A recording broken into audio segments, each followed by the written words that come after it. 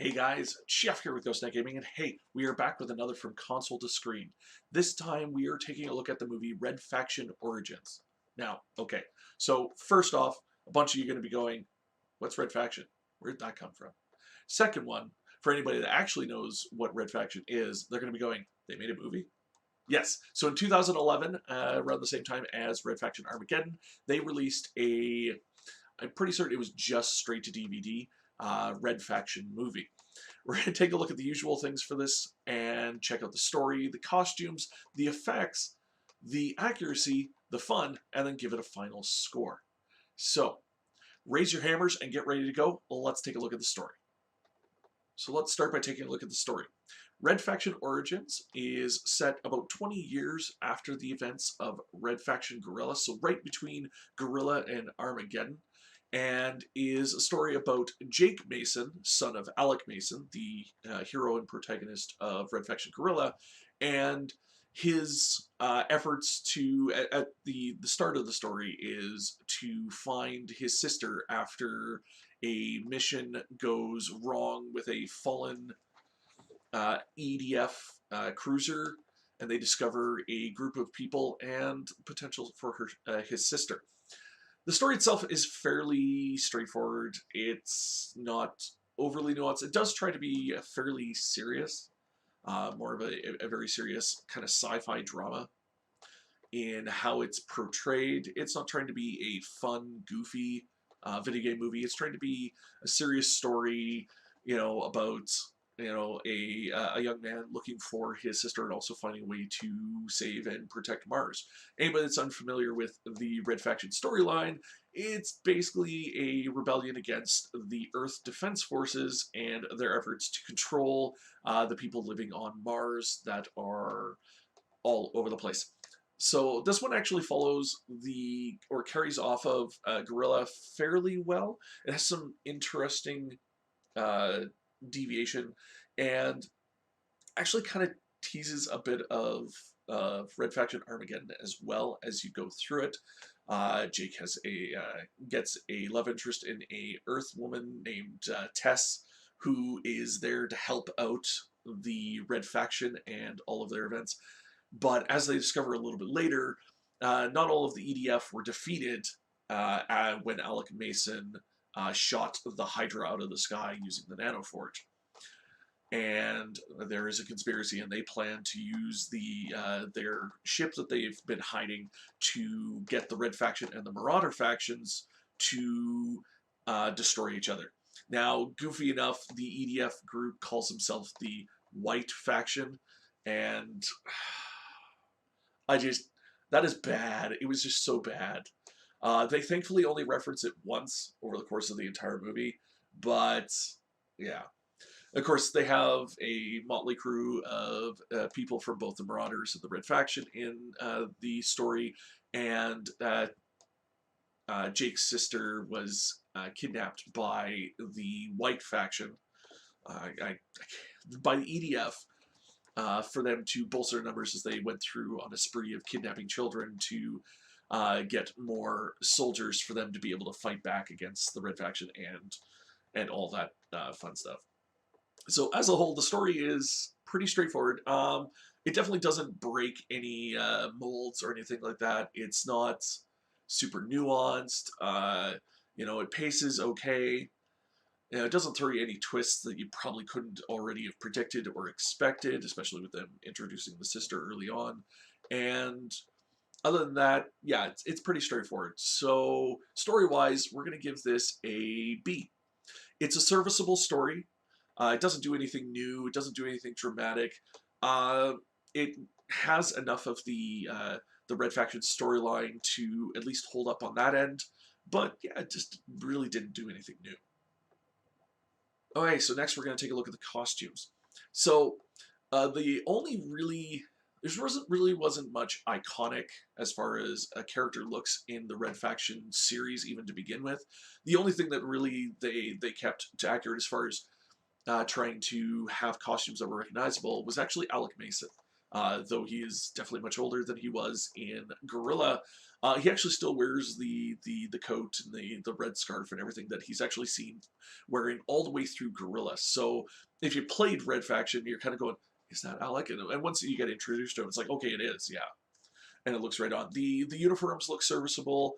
There's some weird, the EDF uniforms are kind of silly, because they're very, you know, sci-fi, pulp kind of looks. They're all dressed in white and black and that kind of stuff. It's really hard to describe, but it's all very generic, I guess, is the biggest thing.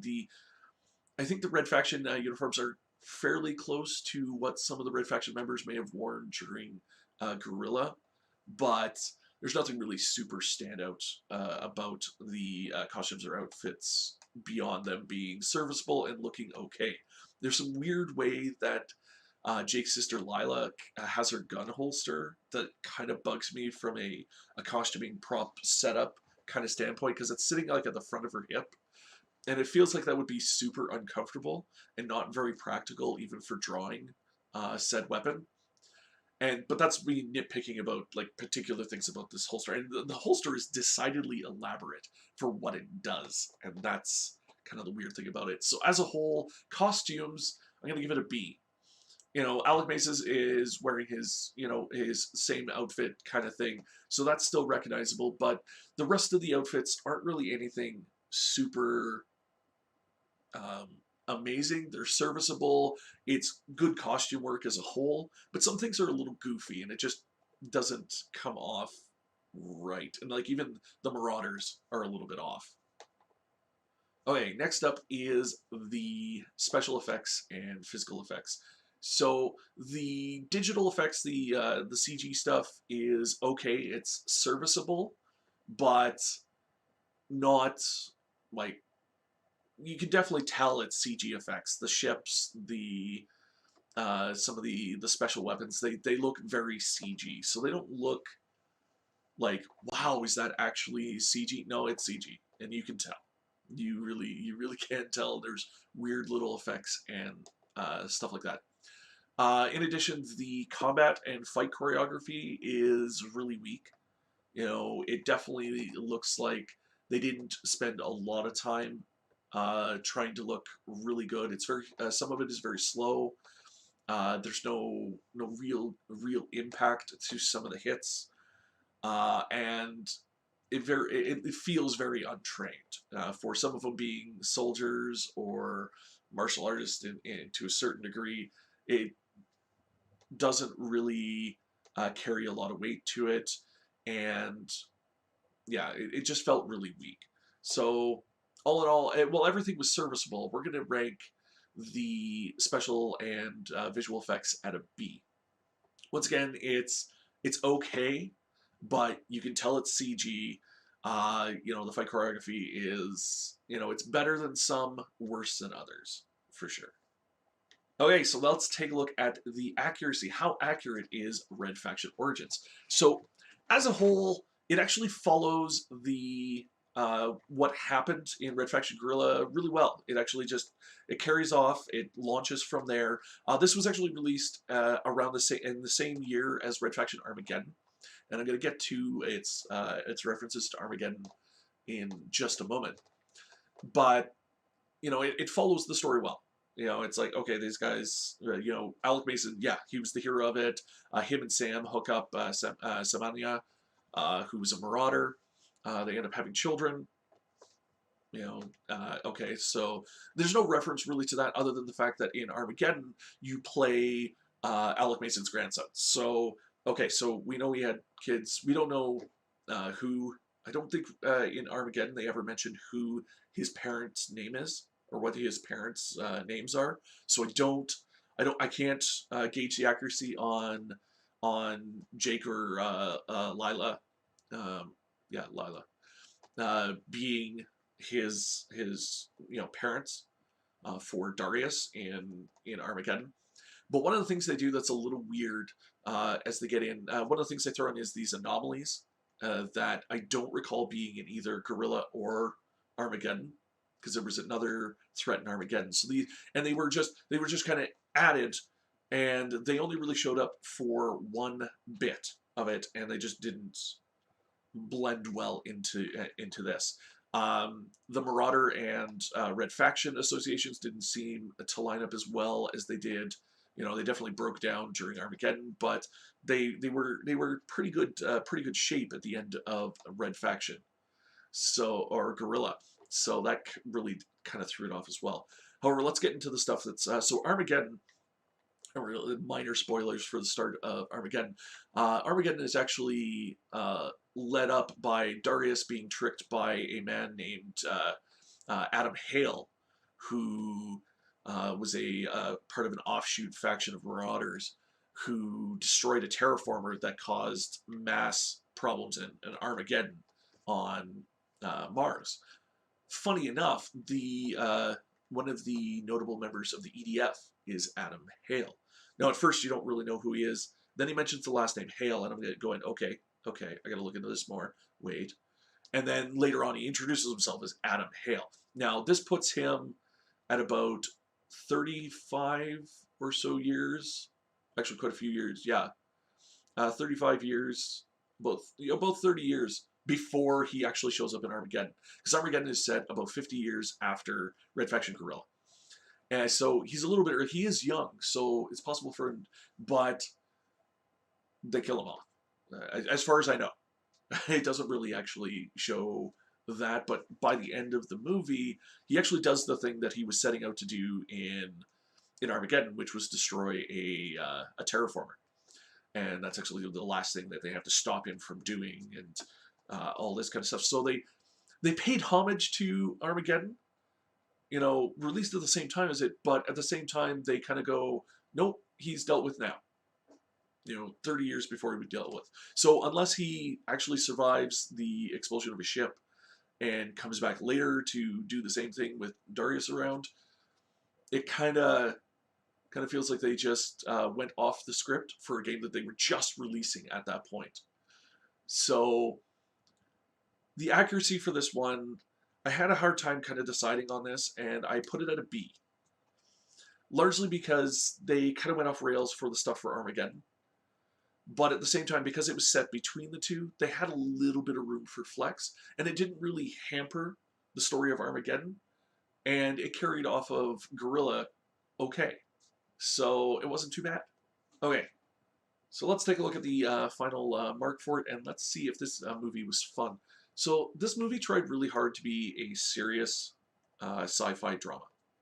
I think is the big thing. A lot of tension, a lot of political stuff. It kind of was riding off of various sources. I think when they went with this, so it's enjoyable, and honestly, it's not a bad movie by far. But it's not per se fun, I guess. Because a lot of the stuff that made the Red Faction series fun really didn't exist in here, and that was the physicality and the destruction that you could do in the Red Faction games, where you could destroy objects and all this kind of stuff over the entire franchise. So they didn't really have anything like that to give us any feeling of that. There was a funny bit when Tess and Jake get captured by the EDF initially that is both entertaining but also highly inappropriate because of just the nature of it. And if you want to see more of that, definitely come check me out on Discord and join me for some movie nights, because we'll eventually watch this with the community as well. But as far as fun goes, I mean, I enjoyed it because I'm a fan of the Red Faction games. But as a whole, I'd give it a B for fun factor. It was trying to be a very serious movie, so it was hard to per se have fun with it. But it had some funny little moments that weren't bad. Okay, so we've checked out all of the major points. Let's take a look at that final score and see how it turned out. So, really looking at the movie, it was enjoyable. It wasn't amazing, it wasn't terrible, but it kind of fell somewhere in the middle, all through everything. Nothing was particularly great, but there wasn't really anything that you could really say that it would have been bad as a whole. So with our final score, we're going to be giving Red Faction Origins a B. Once again, it was okay. It was an okay video game movie. It was an okay sci-fi movie as well. You know, you didn't need to have played Red Faction to really enjoy this because they didn't throw a lot of heavy references that would have been absolutely confusing. It was pretty straightforward. Alec Mason was the hero that stopped the EDF X number of years ago. They're still around. They're still doing evil Earth stuff, and you know his son, his descendant, goes to save the day and save his sister all at the same time. Uh, so it was good, but it wasn't bad, but that was about it. So hopefully you guys enjoyed checking this out. Hopefully you guys will come hang out on the Discord with me and check out some of these movies, because I'm slowly working through watching all of the movies that I've reviewed so far to date, and we keep doing this as we go. Still got a few movies to watch to get caught up, so there's lots to check out. You can also check out my other social media. All the links will be down in the description. If you haven't already, hit that subscribe button, turn on those notifications so you can see this and other types of videos coming here on the channel. Have fun, keep gaming, and I'll see you guys again next time.